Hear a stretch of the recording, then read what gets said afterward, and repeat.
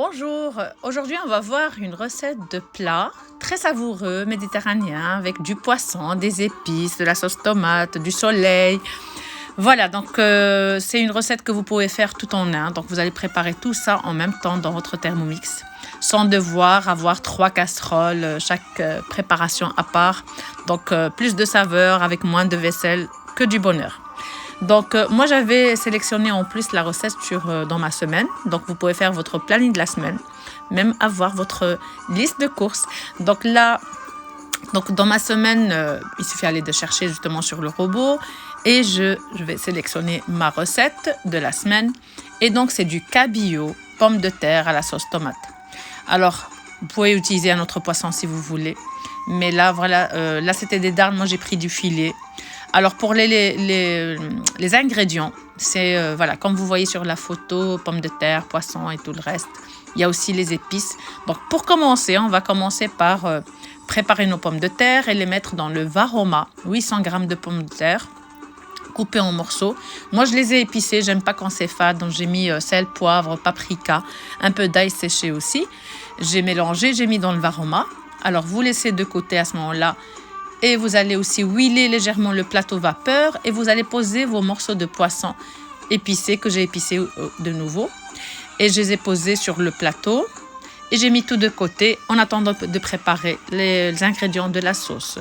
Donc dans le bol, vous allez mettre 150 g d'oignons coupés juste en deux.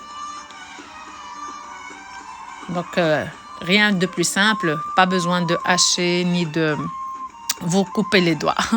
Alors dans le bol, vous allez rajouter aussi 1 à 2 gousses d'ail.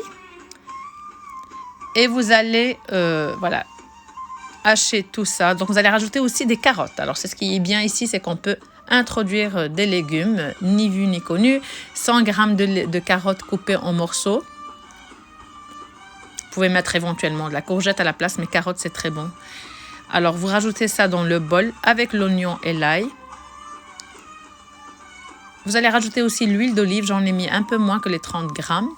Le vin blanc, c'est facultatif, rajoutez de l'eau à la place. Et ensuite, vous allez rajouter les tomates coupées en morceaux, 400 g. Moi, j'ai utilisé les tomates voilà, comme ça, en morceaux déjà, avec de l'origan.